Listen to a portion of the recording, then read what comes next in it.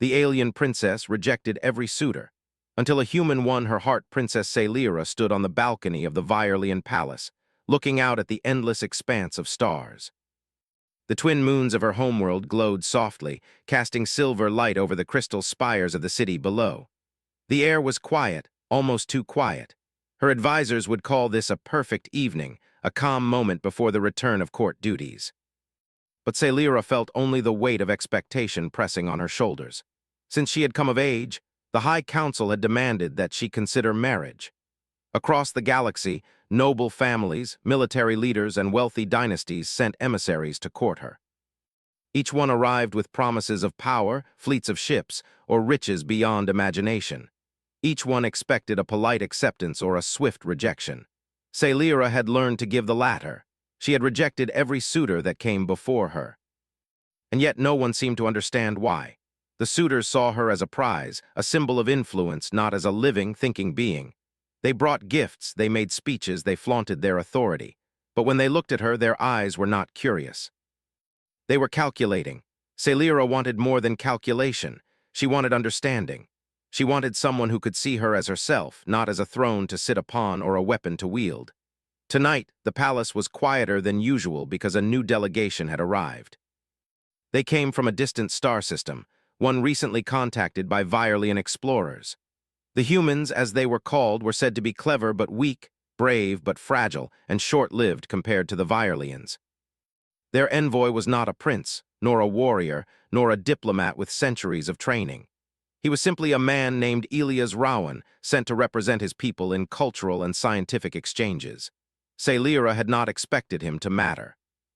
She had already written off the humans as insignificant, another curiosity in the endless parade of potential suitors.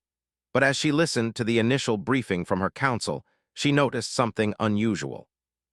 Elias did not bow, did not flaunt wealth, did not offer anything except conversation. He did not speak of conquest or power. He spoke of questions, of ideas, of wonder at the universe. Later that evening, she found herself walking through the palace gardens, her steps quiet on the soft crystal pathways. The gardens were designed to impress visitors, with plants from dozens of worlds carefully arranged in geometric patterns. Sailira had walked these paths hundreds of times, yet tonight they felt different. The air was charged, not with magic or politics, but with possibility. Elias was already there, standing beside a fountain that reflected the stars. He turned slightly as she approached, offering a simple nod. Sailira was not used to being met this way. Most suitors tried to awe her with posture, clothing, or speech. Elias simply acknowledged her presence as if she were a person, not a princess. That simple respect unsettled her more than any display of power could. "I hope I am not intruding," he said. His voice was calm, steady, human in its rhythm. "I wanted to see the gardens. They are said to be the most beautiful in the sector." Sailira raised an eyebrow. "You are free to walk anywhere. The gardens are not only for appearances." She studied him. His clothes were simple, not gilded or decorated with insignia. His eyes were curious, but there was no arrogance in them. He did not try to impress. That alone made him dangerous to her assumptions. "I wanted to understand," he said. "To see them as they are, not as they are described in reports. People often see beauty only in stories, not in reality." Sailira felt a flicker of surprise. Few visitors had ever cared to notice the world itself. They were too busy noticing her. She walked alongside him, letting her eyes drift over the exotic flora. The glowing flowers pulsed gently in the night, responding to the energy of life around them.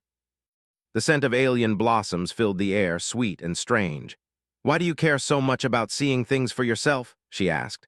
"Most people are satisfied with reports." Elias paused, looking at her carefully. "Because reports are not life, reports are expectations. Life is something you discover for yourself, and sometimes what people expect blinds them to what is real." Sailira blinked. His words struck a chord. She had spent her life listening to expectations. Expectations of the council, of the people, of the galaxy. They told her whom to marry, what alliances to make, what image to maintain. But Elias was not speaking of expectations. He was speaking of choice, of truth. For a long moment, she said nothing. Then she asked, "And what do you see here?" Elias smiled slightly. "I see a garden built to show power, yes.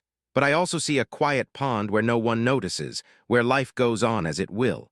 That tells me more than all the reports of grandeur ever could." Sailira felt an unfamiliar warmth of respect for this human. She had rejected countless suitors who thought only of themselves, who thought their arrival would change the world. Elia's, in contrast, seemed to absorb it, to notice, to appreciate without trying to claim it. "Most humans are not trained for diplomacy," she said softly. "They rely on instinct, and instinct is sometimes wiser than calculation," Elias replied. "It is not perfect, but it is honest." The two of them continued walking, talking quietly about stars, planets, and the strange customs of their respective peoples. Sailira found herself laughing for the first time in weeks. It was easy, natural. With Elias, there were no tests, no performances, no hidden motives, only conversation.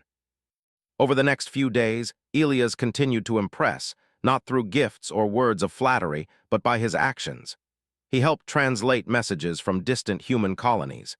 He assisted engineers in fixing failing communication arrays. He treated palace servants and scholars alike with patience and respect. Unlike the nobles who arrived with pomp and authority, Elias did not demand attention, yet he earned it. Sailira watched him from afar, intrigued. Each encounter revealed something new. He was clever but not proud, brave but not reckless. He seemed able to see the whole situation, not just the parts that concerned himself. This kind of strength she had never expected from a human. And yet there it was, quietly shining through him, unnoticed by most of the court.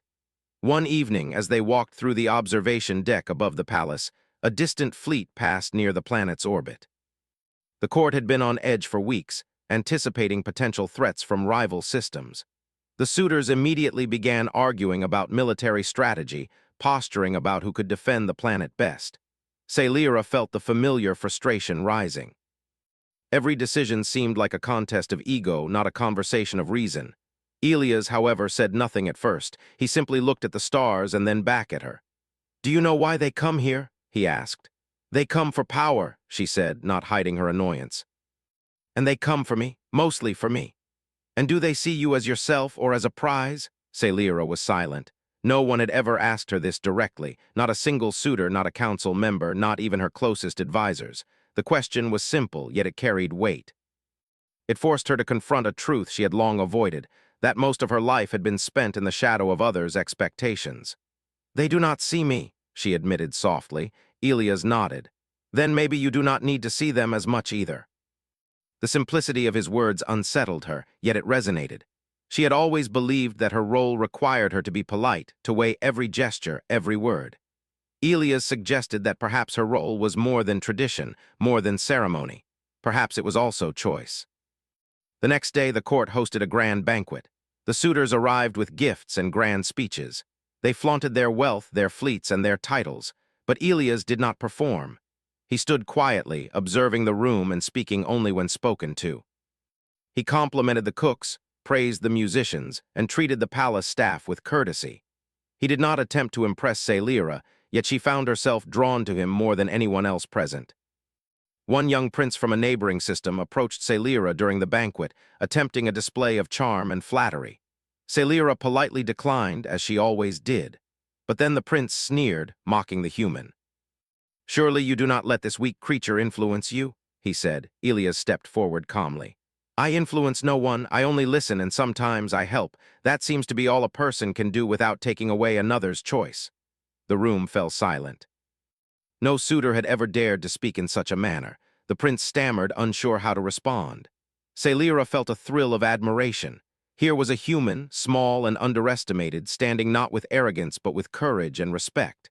That night, Sailira returned to her balcony. She looked at the stars and thought about the humans. For the first time in her life, she considered the possibility that someone outside her world could truly understand her, could see her as she was, not as she appeared to others. And somewhere deep inside, a small spark of hope began to grow. She did not yet know what this meant or where it would lead. But she knew one thing: this human, Elias Rowan, was unlike anyone she had ever met. And for the first time, she felt the possibility of choice. Not duty, not expectation, but true choice within her grasp. The days after the banquet were filled with whispers and speculation. The palace buzzed with quiet rumors that no one dared say aloud. The suitors, all powerful and proud, were unsettled by Elias Rowan. He was not a prince, not a warrior, not even a diplomat of great standing. Yet his calm confidence, his ability to see and act without arrogance had made him noticeable. And more importantly, he had captured Princess Sailira's attention in a way no one else had. Sailira did not deny it. She found herself looking for him in the corridors, seeking him in the gardens, imagining what he might say or do next. Unlike the other suitors, he did not try to impress her.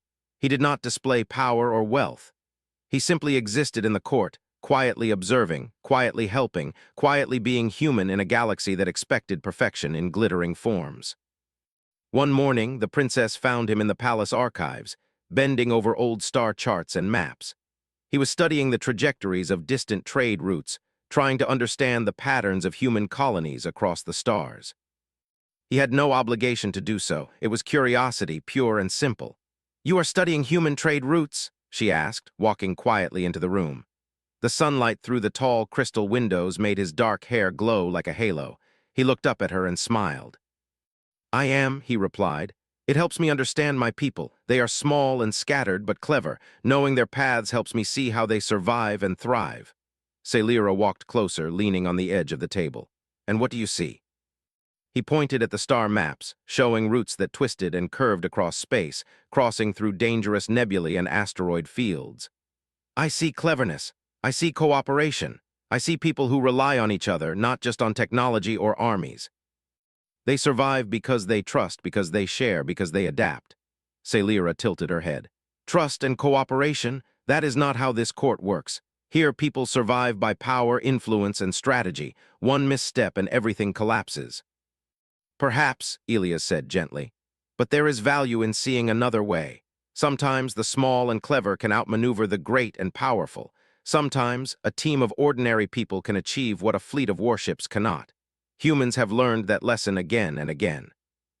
Sailira felt a strange thrill. She had always prided herself on understanding politics and strategy. Yet she had never considered that a being so underestimated could have insights that even the greatest nobles might miss. "Have you ever tried your ideas here?" she asked, curiosity lighting her eyes. Elias shook his head. "I have not had the opportunity. I am not a commander and I do not have ships or armies, but ideas can travel. They can be shared.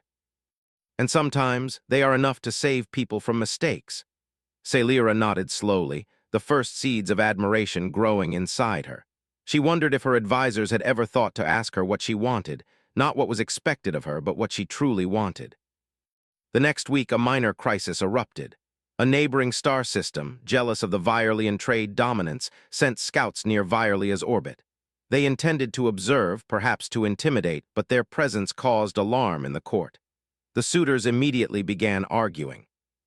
Each tried to outdo the other with boasts of military skill or grand strategies for defense. The council was divided, and the palace tension rose. Sailira observed quietly, her patience thinning. Every plan proposed by the nobles was designed to impress, to demonstrate dominance, rather than to protect the planet. She had learned to expect arrogance from her suitors, but now she felt a deep frustration. Every decision was a contest of ego. No one seemed to understand the actual danger or the people they were supposed to protect. Elias watched the discussion silently. When he finally spoke, the room grew still. "You are all thinking about display and reputation. You are thinking of what this action will say about you, not what it will do for the people who depend on you. Let us consider first what will truly keep the planet safe." A murmur ran through the room. One of the suitors laughed derisively. "And you think a human with no command experience can advise us better than centuries of strategy?" Elias did not rise to anger. He simply looked around, calm and steady. "I do not claim to be better. I only offer perspective. Strategy is not only strength and firepower. It is foresight, adaptation, and communication. If you fail to see the full picture, you risk the lives of everyone here." Sailira's heart beat faster. He was not challenging them for power. He was challenging them for reason. She realized that he was already doing something no other suitor had ever done. He was speaking for her future without speaking over her. Over the next days, Elias worked quietly. He helped the palace engineers monitor sensors, predict fleet movements, and coordinate communication between planetary outposts.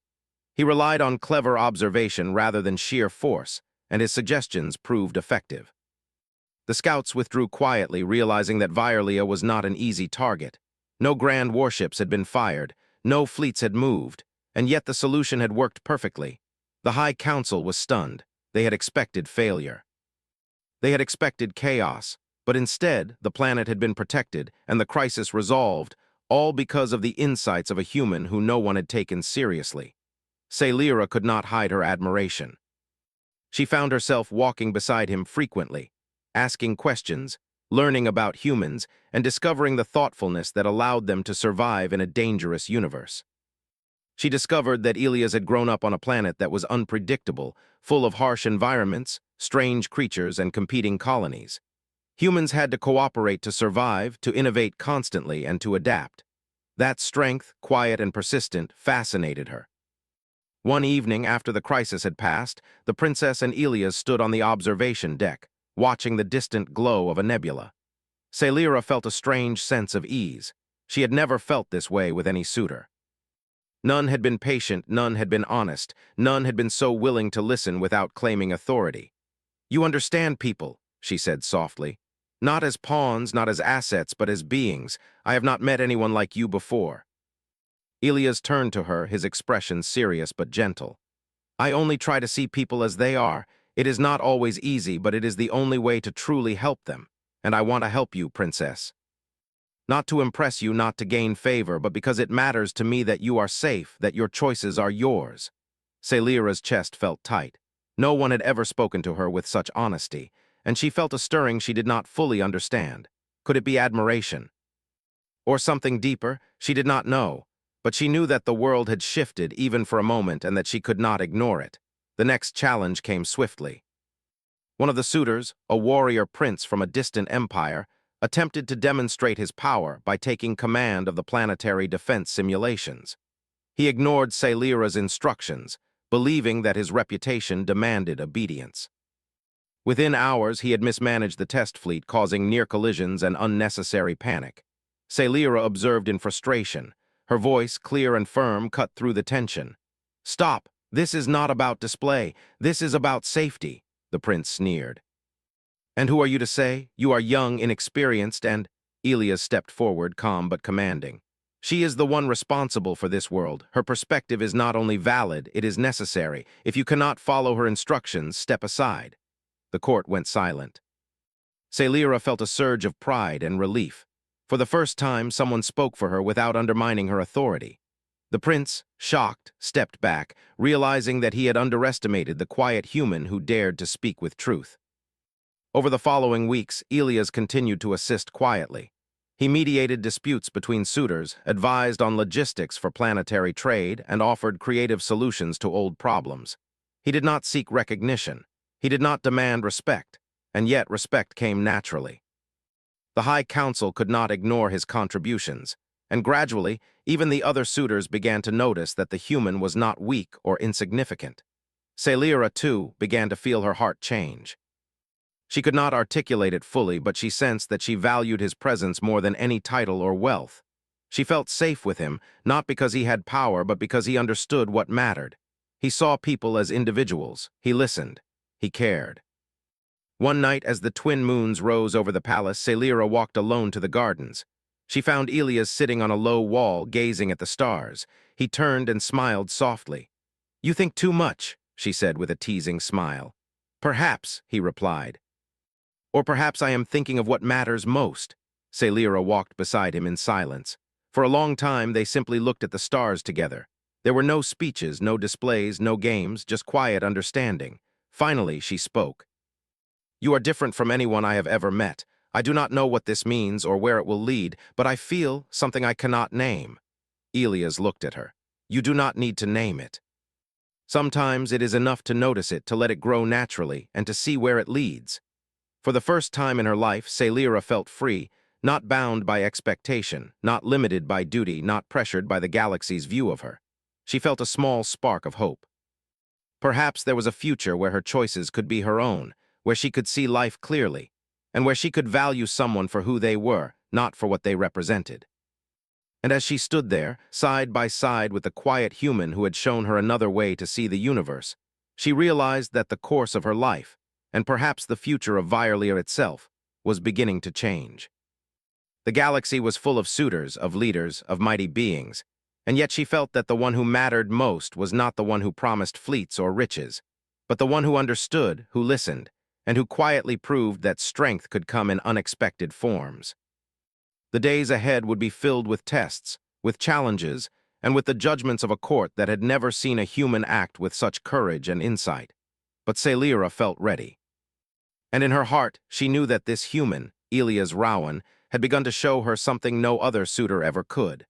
The possibility of a future built on understanding, respect, and genuine connection. And somewhere in the quiet of the palace, a small seed of something new was taking root. The weeks passed quietly at first, but the calm could not last. The court had begun to notice the unusual bond forming between Princess Sailira and the human, Elias Rowan. Whispers traveled through the halls like wind through the crystal spires. Some called it curiosity, others warned of scandal. The suitors, all proud and powerful, became increasingly restless. None had ever faced a competitor so unlike themselves, a human with no armies, no bloodline, no political leverage, and yet somehow he earned respect. Sailira could feel the tension in the palace. She knew the suitors were plotting, each trying to reclaim her attention in ways that showed dominance rather than care. They spoke loudly in the corridors, making veiled threats, reminding everyone that a princess's hand was not a trinket to give lightly. But Sailira found herself distracted from their games. Her attention returned over and over to Elias, who moved quietly through the court, helping where he could, speaking when necessary, never boasting, never claiming more than his place. One afternoon, the High Council convened a special meeting. The suitors had demanded it, insisting that Sailira make a choice, or at least signal her preference. The council's chamber was vast, circular, with seats rising like steps and windows that overlooked the glittering city. Sailira sat at the center, the weight of expectation heavy upon her. The suitors were arranged in order of rank, all faces set in arrogance, all eyes on her. Elias stood at the side, quietly observing, ready to advise if needed. The first suitor, a tall warrior with armored limbs from the Relian Empire, spoke first. "Princess, your refusal to choose has caused uncertainty. Our alliances are fragile. I propose that you select a mate now to secure the future of Violia." Sailira shook her head, keeping her voice calm. "I have not yet found anyone worthy. A mate is not only a partner in ceremony. He must be someone who understands responsibility, trust, and respect." "That is not a choice to make lightly." The suitors bristled. Another, a merchant prince with golden robes that shimmered like the sun, stepped forward. "And you think a human could provide these things? Look at him. He has no title, no fleet, no lineage." "How could he even survive the demands of your life?" Sailira's eyes narrowed. "Survival is not the same as understanding. You all have titles, and yet you cannot see the meaning of service, of cooperation, or of listening. Perhaps it is you who are unprepared." A murmur ran through the chamber. Elias stepped forward, calm but deliberate. "Princess Sailira speaks truth. Leadership is not always shown through power or display. It is shown through understanding, through action, and through the courage to make difficult choices. Strength does not only belong to the mighty." The room grew silent. No one dared interrupt him. Even the proud suitors hesitated, unsure how to respond to a human who spoke with clarity and reason. Sailira felt a quiet satisfaction. For the first time, someone had defended her in a way that mattered, not with threats, not with power, but with truth. In the following days, the palace buzzed with rumors. Some nobles argued that the human should leave before the situation grew worse. Others secretly admired his composure. Sailira, meanwhile, began inviting Elias to private discussions, learning not only about his people but also about his perspective on leadership, courage, and problem-solving. The more she learned, the more she realized how underestimated humans had always been. They survived in a harsh universe without fleets, without centuries of tradition, simply because they adapted, cooperated, and refused to give up. One evening, as they walked through the palace gardens under the glow of twin moons, Sailira spoke of her frustration. "They cannot understand. They believe that strength is measured in ships and soldiers. But what they do not see is how fragile that kind of strength is if it has no foundation in trust or wisdom." Elias nodded. "Strength without understanding is empty. You have seen this with your suitors. You understand it well. And you know that the right person will support you without overshadowing you." She looked at him. "And if that person were not from this world, if they were human," he smiled gently, Then perhaps it would matter even less what the rest of the galaxy thinks. What matters is what we do, what we choose, and how we respect those we serve alongside. Her heart beat faster, though she did not yet fully understand why. No suitor had ever made her feel this way. No one had ever spoken of partnership rather than possession. Ilias did not try to impress her, to claim her, or to prove himself. He simply existed as someone who acted with courage, reason, and respect. That, she realized, was rarer than any fleet or fortune in the galaxy. The tension escalated when one of the suitors, a prince with sleek silver armor and a commanding voice, attempted to humiliate Ilias in front of the court. "Tell me, human," he sneered, "how do you imagine you can advise a princess when you cannot even command your own people?" Ilias did not flinch. He spoke calmly with quiet authority. "I do not need to command anyone to contribute ideas. Leadership is not always about control. Sometimes it is about insight, observation, and the courage to suggest what is right, even when it is unpopular." The chamber fell silent. Even the prince seemed taken aback. Celira felt a rush of admiration. This human, small and underestimated, had confronted a proud prince without anger, without arrogance, and yet with undeniable force. In the days that followed, Ilias continued to show his worth in subtle ways.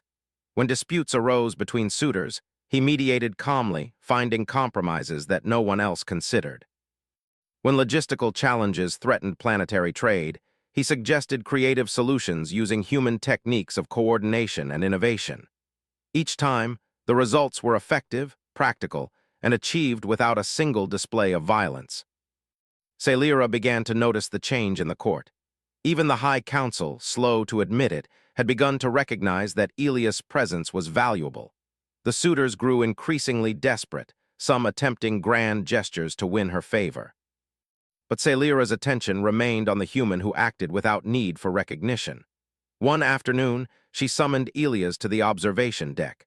The twin moons cast silver light across the city, and the stars stretched endlessly beyond. "You have done more than I ever expected," she said. "You have shown me things I did not know I needed to see, and yet, I wonder, are you truly ready for the challenges this court presents?" Ilias looked out at the stars, then back at her.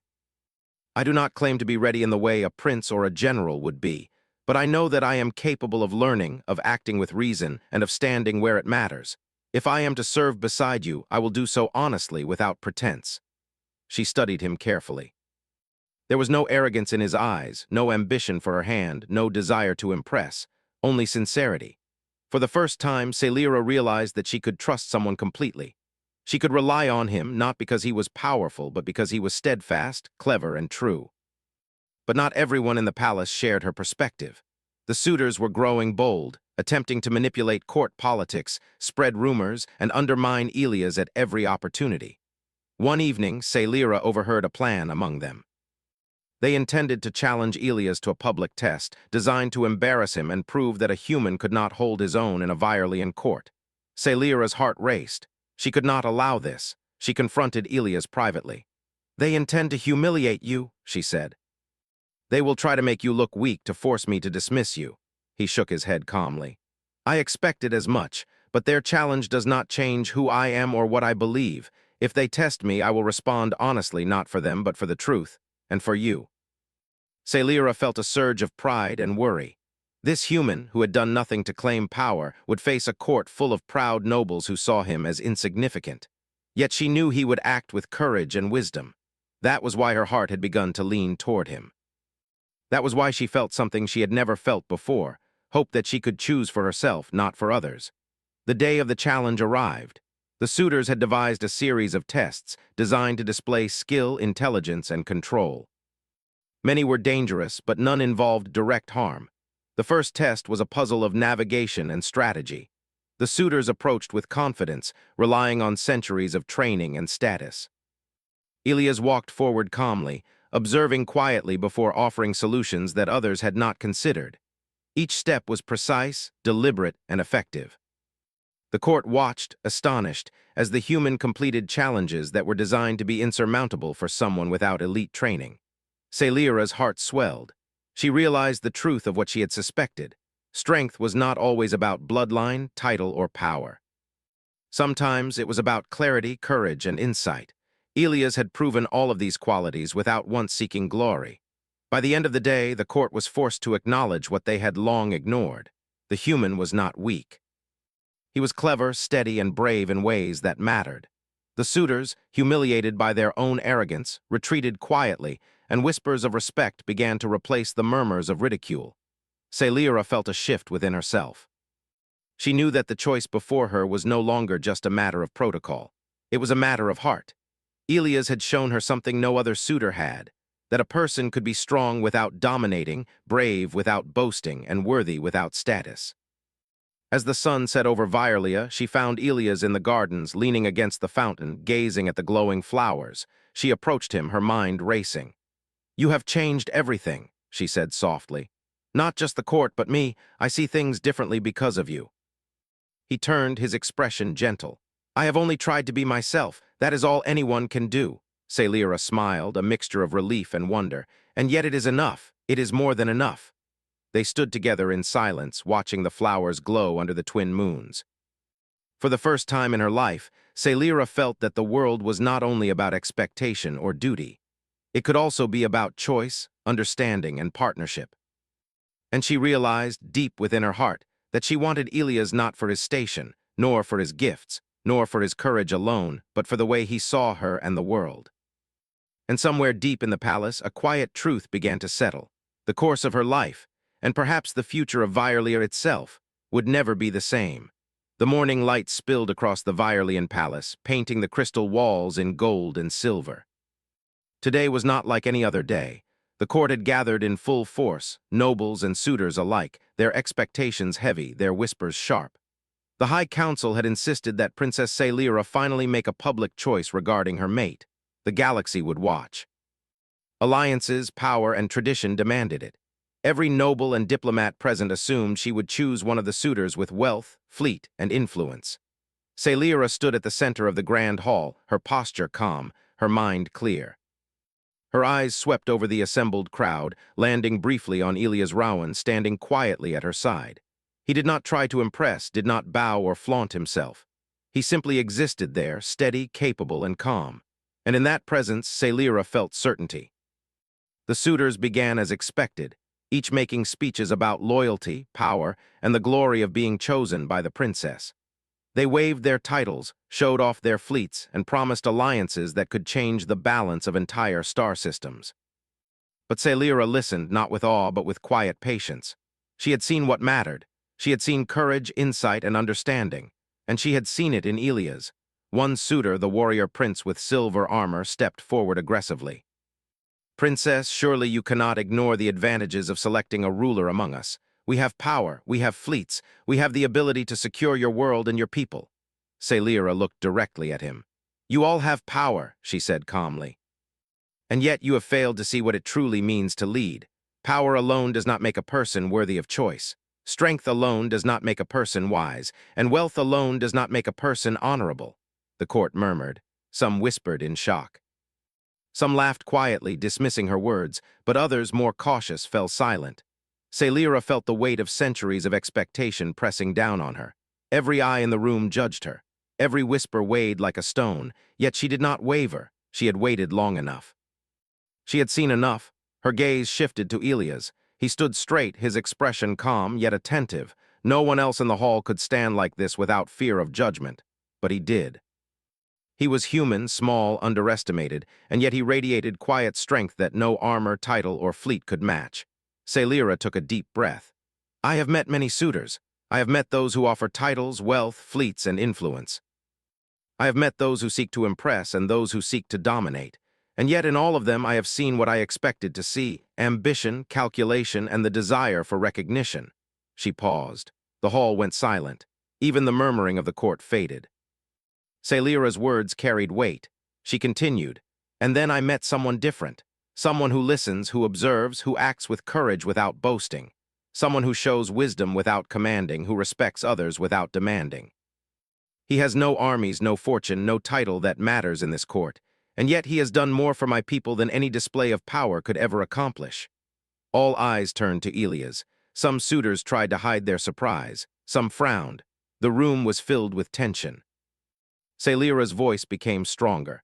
This human, Elias Rowan, has shown me that strength is not measured by dominance but by understanding. That courage is not measured by fleets but by insight. That loyalty is not earned through fear but through respect. He has taught me that the heart of leadership is not in what you hold, but in what you see and nurture. She stepped closer to him. I choose him, not for his title, not for his power, not for what he can bring to the table in terms of wealth or influence. I choose him because he has shown me the qualities that truly matter. He has shown me what it means to be a partner, an equal, and a friend, and that is what I value above all else. The hall erupted in shock. Whispers turned into murmurs. Some nobles gasped audibly. The suitors turned pale. They had expected a Virelian, a prince, a warrior, a being of power. No one had imagined that she would choose a human, a creature they had dismissed as insignificant. The warrior prince with silver armor stepped forward, face tight with anger. Princess, this is outrageous. He is not even one of our species. How can you expect this union to survive? Sailira held his gaze, calm and unwavering. It will survive because it is built on respect, understanding, and choice. Something that all of you, despite your power and status, have failed to understand. He has proven his worth not by arrogance, not by wealth, not by bloodline, but by action and wisdom. That is enough for me. Elias stepped forward, feeling the weight of every eye in the hall. He did not speak of power, he did not brag, he did not demand recognition. He simply bowed his head slightly to Sailira, acknowledging her trust. Princess, he said softly, I will stand beside you and serve with honor. Not for glory, not for power, but because it matters to be true to what is right. Sailira felt her heart swell. For the first time, she felt free of expectation, free of tradition, free of the constant pressure to follow paths laid by others. She had chosen not for the court, not for politics, not for the galaxy. She had chosen for herself. Some of the court tried to protest, but their arguments faltered. The logic of her words and the quiet courage of Elias left them with nothing to counter. Slowly, respect began to replace derision. The suitors retreated, some angrily, some grudgingly, realizing that they had underestimated not only the human, but also the princess who had the courage to choose her own path. Outside the palace, word of the choice spread across Virelia and beyond. Many doubted, many whispered, many wondered if such a union could succeed. Yet the citizens, those who had watched quietly for years, began to see something remarkable. A princess had chosen freely. A human had proven his worth not through force, but through courage, insight, and action. And slowly, a new respect for humans began to grow in the hearts of those who had long dismissed them.